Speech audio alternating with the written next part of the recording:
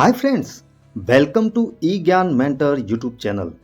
આજનો આપણો ટોપિક છે ધોરણ 8ના વિદ્યાર્થીઓ માટે લેવામાં આવતી જ્ઞાન સાધના પરીક્ષા, જેના સેટ વિભાગમાં તાર્કિક પ્રશ્ન બેંકની પરીક્ષામાં 100% પૂછાય તેવા પ્રશ્નોની આજે આપણે ચર્ચા કરવાના છીએ. વિડીયો શરૂ કરતા પહેલાં જો તમે ચેનલ પર નવા હો તો ચેનલને સબસ્ક્રાઈબ કરજો અને બાજુમાં રહેલ બેલ આઇકનને પ્રેસ કરજો કે જેથી કરીને મારા નવા આવનારા વિડીયોનું નોટિફિકેશન આપના સુધી પહોંચતું રહે. વિદ્યાર્થી મિત્રો, વિડીયો ગમે તો લાઈક કરવાનું ભૂલશો નહીં. આપની એક લાઈક મને આવા જ વિડીયો બનાવવા માટેનું મોટિવેશન પૂરું પાડે છે. તો જોઈએ મિત્રો આજનો વિડીયો.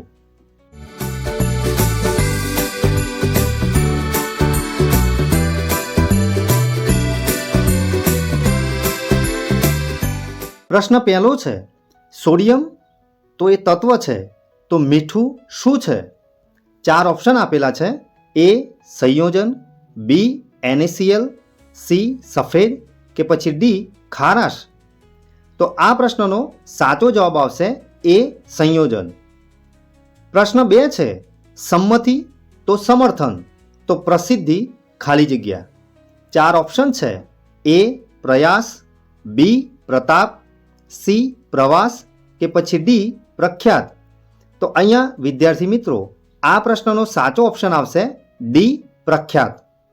પ્રશ્ન 3 છે, નીચેનામાંથી કયું કૃત્રિમ ખાતર નથી? 4 ઓપ્શન છે. એ યુરિયા, બી એમોનિયમ સલ્ફેટ, સી સુપરફોસ્ફેટ કે પછી ડી વર્મી કમ્પોસ્ટ. તો અહીંયા આ પ્રશ્નનો સાચો જવાબ આવશે ડી વર્મી કમ્પોસ્ટ. બાકીના જે 3 ખાતર છે એ કૃત્રિમ ખાતર છે. પ્રશ્ન 4 છે, શર્કરાનું શામાં રૂપાંતર થવાની ક્રિયાને આથવણ કહે છે? 4 ઓપ્શન છે. એ કાર્બોદિત, બી ગ્લુકોઝ, સી આલ્કોહોલ કે પછી ડી સ્ટાર્ચ. તો આ પ્રશ્નનો સાચો જવાબ આવશે સી આલ્કોહોલ. પ્રશ્ન 5 છે, ક્લોનિંગ પ્રક્રિયા વડે કૃત્રિમ રીતે શું ઉત્પન્ન કરી શકાય? 4 ઓપ્શન છે. એ સમાન કોષ, બી સંપૂર્ણ કોષ, સી જીવંત કોષ કે પછી ડી આપેલ તમામ. તો વિદ્યાર્થી મિત્રો આ પ્રશ્નનો જવાબ તમારે મને કોમેન્ટ બોક્સમાં જણાવવાનો છે. પ્રશ્ન 6 છે, જે અવસ્થામાં બાળકના અંગોની ઓળખ થઈ શકે તેને શું કહે છે? 4 ઓપ્શન છે. એ ભ્રૂણ, બી ફલન, સી ગર્ભ કે પછી ડી શિશ્ન. તો આ પ્રશ્નનો સાચો જવાબ આવશે એ ભ્રૂણ. પ્રશ્ન 7 છે, નીચેનામાંથી થર્મોસેટિંગ પ્લાસ્ટિક કયું નથી? 4 ઓપ્શન છે. એ પોલિથીન, બી મેલામાઇન, સી પીવીસી કે પછી ડી નાયલોન. તો આ પ્રશ્નનો સાચો ઓપ્શન આવશે ડી નાયલોન. પ્રશ્ન 8 છે, ગોઈટરનો રોગ કયા તત્વની ઉણપથી થાય છે? 4 ઓપ્શન છે. A sodium, B potassium, C iodine કે પછી ડી મેગ્નેશિયમ. તો આ પ્રશ્નનો સાચો ઓપ્શન આવશે સી આયોડિન. આયોડિન તત્વ આપણને મોટાભાગે આપણા ઘરમાં જોવા મળતા મીઠામાંથી આપણને મળે છે. પ્રશ્ન 9 છે, એઇડ્સ એ કયા પ્રકારના સૂક્ષ્મજીવોથી થતો રોગ છે? 4 ઓપ્શન છે. એ જીવાણુ, બી વાયરસ, સી ફૂગ કે પછી ડી પ્રજીવ. સાચો ઓપ્શન છે બી વાયરસ.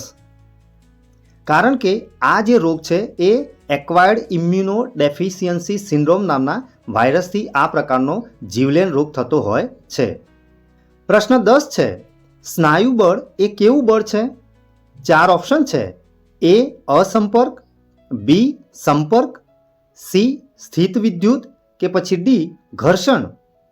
તો આ પ્રશ્નનો સાચો ઓપ્શન આવશે બી સંપર્ક. પ્રશ્ન 11 છે, નીચે આપેલ વિકલ્પોમાંથી એક વિકલ્પ અલગ પડે છે? 4 ઓપ્શન છે. એ કથકલી, બી ગરબા, સી ભરતનાટ્યમ કે પછી ડી ડિસ્કો. તો આ પ્રશ્નનો સાચો ઓપ્શન આવશે ડી ડિસ્કો. કારણ કે બાકીના જે 3 જે છે એ આપણા નૃત્યો છે. પ્રશ્ન 12 છે, પેટ્રોલિયમના વિવિધ ઘટકોને અલગ કરવાની પદ્ધતિને શું કહે છે? 4 ઓપ્શન છે. એ કાર્બોનાઇઝેશન, બી શુદ્ધિકરણ, સી પ્રકાશ સંશ્લેષણ કે પછી ડી નિષ્કર્ષ. તો આ પ્રશ્નનો સાચો જવાબ આવશે બી શુદ્ધિકરણ. પ્રશ્ન 13 છે. બળવાન એટલે શું? 4 ઓપ્શન છે. એ તાકાતવર, બી બાળે તેવું, સી બચાવનાર કે પછી ડી બળ આપનાર. તો આ પ્રશ્નનો સાચો જવાબ આવશે એ તાકાતવર. પ્રશ્ન 14 છે. નીચેનામાંથી જમીન પરનું સૌથી મોટું પ્રાણી કયું છે? 4 ઓપ્શન છે. એ હરણ, બી શિયાળ, સી ગેંડો કે પછી ડી શાહમૃગ. તો અહીંયા વિદ્યાર્થી મિત્રો પ્રશ્નમાં થોડીક ભૂલ થયેલી છે. એમાં સૌથી મોટું પક્ષી એવું પૂછવાનું છે. તો અહીંયા સાચો ઓપ્શન આવશે ડી શાહમૃગ.